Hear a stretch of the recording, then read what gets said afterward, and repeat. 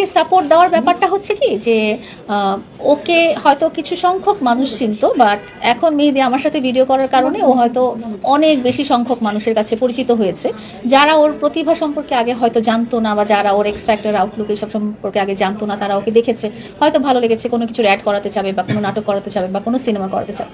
তো মেহেদীর ক্ষেত্রে এটাই আমার সাপোর্ট। যে মামুনকেও দেখেছেন যে তাকে নিয়ে অনেক ট্রোল হয়, তা আপনি এগুলোকে কিভাবে সামাল দিচ্ছেন? অনেকে তো আপনাকে নিয়েও কথা বলছেন, এটাতে আপনার কি প্রতিক্রিয়া?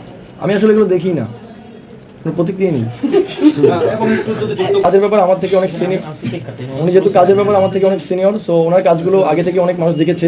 হয়তো বা ওনার পার্সোনাল লাইফে কিছু ঘটনা ঘটেছে যেই বিষয়টা আসলে আমি কখনো দেখিনি, বা ওই ব্যাপারটা নিয়ে আমি কখনো ঘাটাঘাটিও করিনি। তবে আমার কাজের ব্যাপারটা যেহেতু আমার ফ্রেন্ডরা দেখতেছে, আমার টিচার, আমার ফ্যামিলিরা দেখতেছে, তো ওই দিক থেকে সবাই আমার কাজগুলো নিয়ে হ্যাপি আছে। আসলে এত সময় পাই না। হ্যাঁ, আমি একটা ইন্টারভিউতে বলেছিলাম যে সোশ্যাল মিডিয়া লাইফটা আপনারা যেটা আমাকে ফেসবুকে বা টিকটকে বা এইসব জায়গায় দেখেন, এটা আমার লাইফের মাত্র 1 থেকে 1.5%।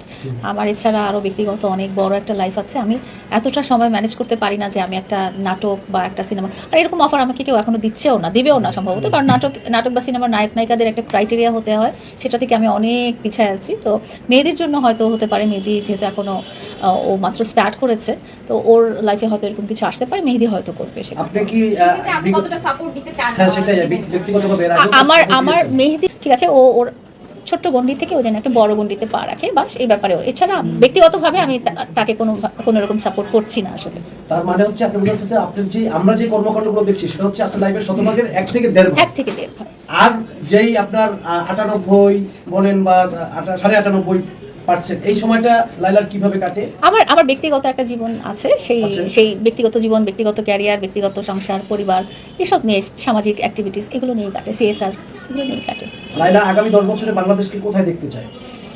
নিজের দেশকে তো সবাই সবচেয়ে ভালো পর্যায়ে দেখতে চায়, কিন্তু আমি একজন সাধারণ মানুষ হয়ে যেটা বলতে চাই সেটা হচ্ছে যে রাজনীতি আমরা বুঝি না। আমরা যারা সাধারণ মানুষ তারা রাজনীতি বুঝি না। তারা খুব চাই যে খুব সিকিউরড, হ্যাঁ, নিরাপত্তা, এবং খুব মানে জীবনযাত্রাটা যেন খুব বেশি এক্সপেন্সিভ না হয়ে যায়।